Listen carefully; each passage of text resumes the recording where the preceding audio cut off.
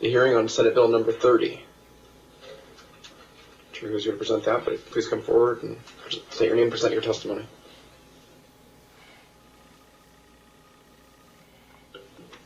Good morning, Chairman Orenshaw and members of the subcommittee. I'm Gail Anderson, Administrator of the Real Estate Division.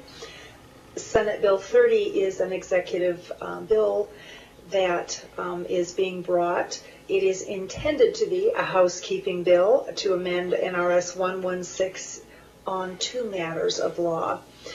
The Real Estate Division and the Commission for Common Interest Communities identified two things that needed clarifying and to be made compatible with other existing law in Nevada. In this bill, Section 1 amends the law, and Section 2 consolidates two current sections of law into one section of law for purposes of intending to clarify. Section 1 of the bill amends NRS 116.31153, subsection 2, and this section of the law concerns protection of the funds of the association, the requirement for 2 signatures for withdrawal of funds from both the reserve and the operating account.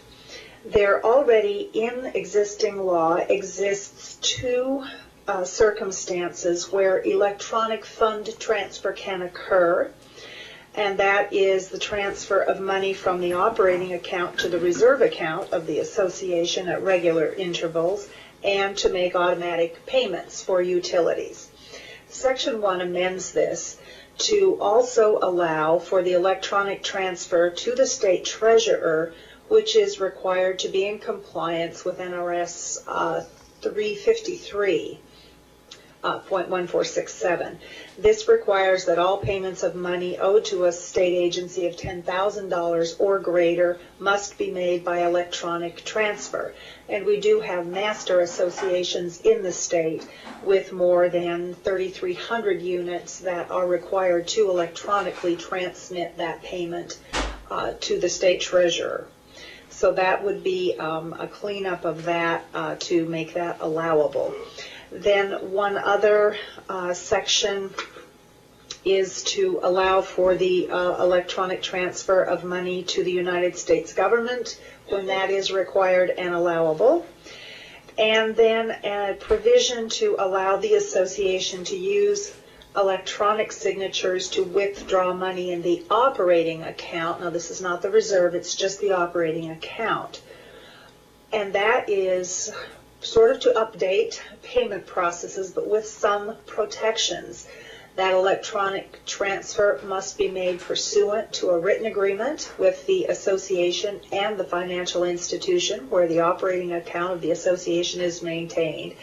And importantly, if the executive board has expressly authorized the electronic transfer of money, in other words, there is a process in place for that authorization, and if the association has established internal accounting controls which comply with generally accepted accounting principles to safeguard the assets of the association.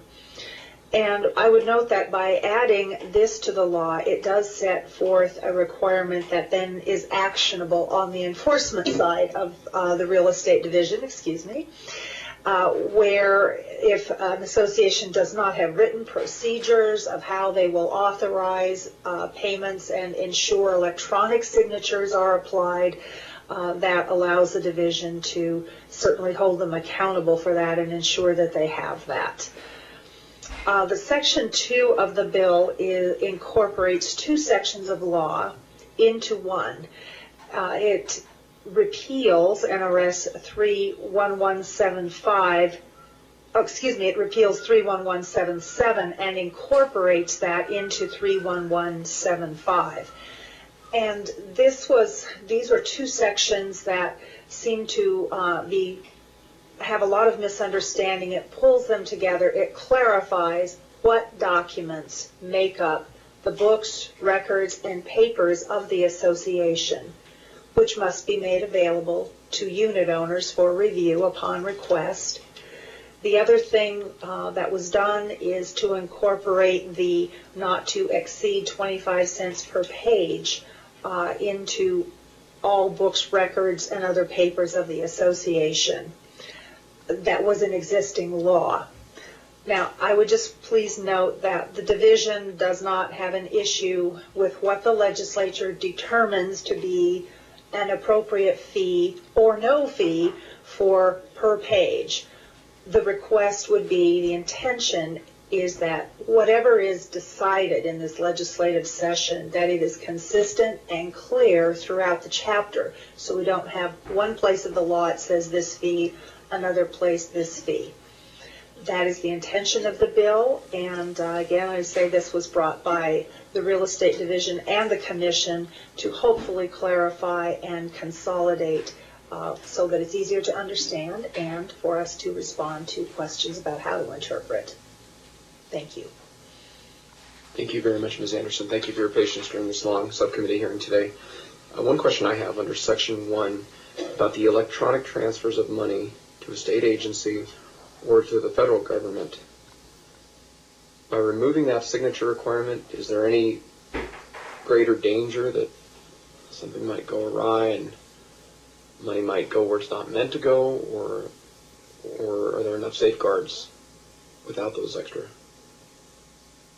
To respond, Assemblyman Orenshaw, Chairman, I believe the concept in the existing law in number 3 without signatures was to allow for electronic transfer. Okay. And so what we have put back in is this concept of the procedures that must be in place for electronic signatures and authorization for payments to be made. So it is certainly intended to be accountable and to ensure that transfers can't be inappropriately made to inappropriate places. There must be procedures in place for that. So there'd still be a provision under this proposed addition to the law of an electronic signature for this kind of a transfer from someone who's on the executive board. That is correct. Okay. Mr. Carrillo, Mr. MacArthur has a question. Thank you, Mr. Chairman. I just want to follow up on that. You have to have the electronic transfer if it's over $10,000, so is that already in statute? Gail Anderson, yes, that is. So the only thing this does just allow the amount of money up to $10,000 to now be electronically transferred. Before you had to do it from $10,000 above. And what we're saying here is now any amount can be electronically transferred to the state. In Gail Anderson, in subsection 3C, right. That would allow for the $10,000 payment, which hadn't specifically been allowed in section 3 before. I believe that section 4 allows the association to use electronic signatures in other areas when there is a written agreement with the bank, with the financial institution, and the association, when the executive board has expressly authorized, and expressly authorized was intended to be the electronic authorization or signature for a transfer to be made, so that it does still take a board member involved in approving a payment, a transfer electronically. Right, I understand that. I was just talking about the $10,000 mark. Basically, it had to be electronically transferred before an existing law. Is that correct? Yes, that was fairly recent. I believe in the last session that was made, yes. Okay, so really the only change there with C would be the fact that now it's possible up to that $10,000 also. That's really the only thing you're saying there. That's since it's already in law that's above $10,000. So C is just saying it's okay to do it now for any electronic transfer. And I would need to verify that because these, this is Gail Anderson, NRS 353-1467, I think just speaks to the electronic transfer, but I don't have that in front of me, so I need to verify that. I was intending that we only address the 10,000 and above. Okay, well that was my question. Correct. It doesn't make that clear for me here, so. I will verify that citation and make sure that that's what it's limited to. And still, everything still falls under, you still need the recommendation of the board and that sort of thing for all Correct. of it, right? The policies and procedures Right. and the approval. Okay, thank you. Thank you.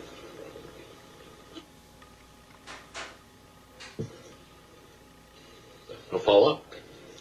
Okay. All right. I'm not sure where we're...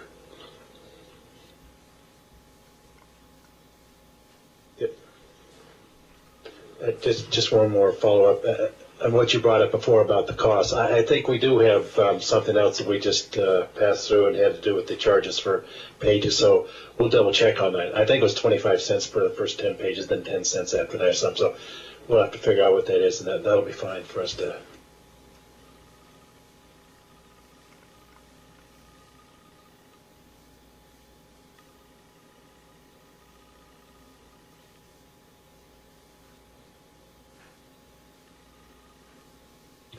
Okay, what we're going to do is we're going to be at ease for a moment, wait for the chair to get back.